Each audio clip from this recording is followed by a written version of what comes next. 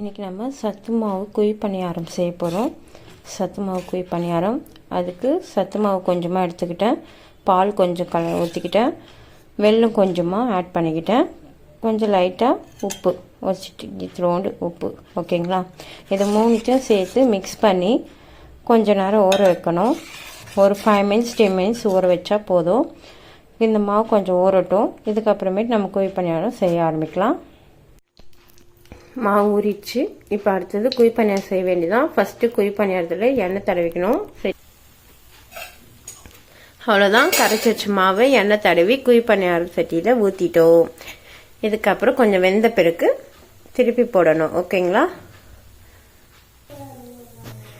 இப்போ குழி பணியாரத்தை நம்ம திருப்பி போட்டுட்டோம். இந்த பக்கம் நல்லா வெந்திருக்கு பாருங்க. இன்னும் கொஞ்ச நேரம் அந்த சைடு வேகணும்.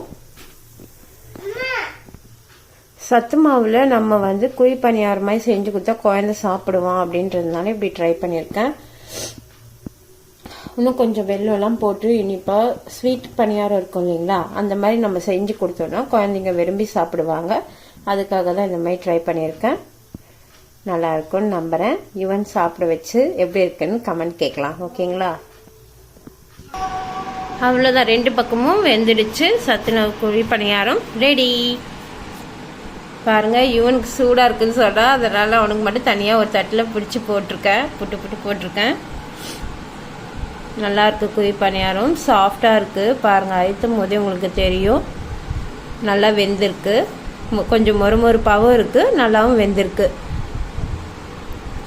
நம்ம இட்லி மாவுலலாம் குழி பணியாரம் செய்வோம் இல்லையா, அந்த மாதிரி குழந்தைங்களுக்கு சத்து மாவில் செஞ்சு கொடுத்தா ரொம்பவே ஹெல்த்தியாக இருக்கும். அதனால தான் இந்த ரெசிபி நான் ஷேர் பண்ணுறேன் உங்களுக்கு. நீங்களும் உங்கள் வீட்டில் குழந்தைங்க இருந்தாங்கன்னா அவங்களுக்கு சத்து மாவில் இந்த மாதிரி குழி பணியாரம்லாம் செஞ்சு கொடுங்க, ஹெல்த்துக்கு ரொம்ப நல்லது. ஓகே ஃப்ரெண்ட்ஸ், யுவன் ஜூஜுக்கு அப்புறம் ஊட்டலாம், நீ ஃபஸ்ட்டு சாப்பிடு. யுவன் ஜூஜு சாப்பிடு, அப்பு நீ ஃபஸ்ட்டு சாப்பிடு. கொடு. எப்படி இருக்கு யுவன் குழி பணியாரம்? நல்லா இருக்குதா?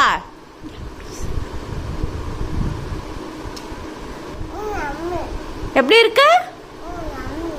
யம்மியா இருக்கா? யுவன் பாப்பாக்கு பிடிச்சிருக்கா? ஜூஜுக்கு அப்புறம் கொடுக்கலாம் யுவன். ஜூஜு அப்புறம் சாப்பிடும், நீ சாப்பிடு ஃபர்ஸ்ட். வாயில சாப்பிடுங்கிறியா? சரி சரி. ஜூஜுக்கும் உனக்கும் தான் சேர்ந்து செஞ்சிருக்க அம்மா, ஓகேவா? 2 பேரும் சாப்பிடுங்க.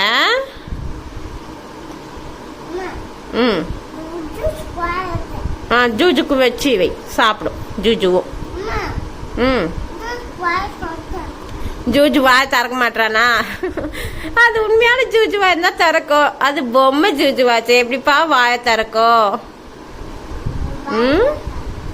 ஜூஜு சாப்பிடாது பட்டு, நீ சாப்பிடு.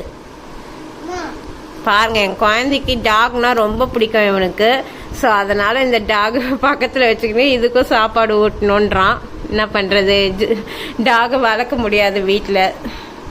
ஸோ அதனால தான் அவனுக்கு ரொம்ப பிடிக்கும். ஆனால் டாக்னா இட்ஸ் ஓகே. இவன் நம்ம அப்புறம் டாக் வாங்கி வளர்த்துக்கலாம், ஓகே. இந்தா சாப்பிட்டு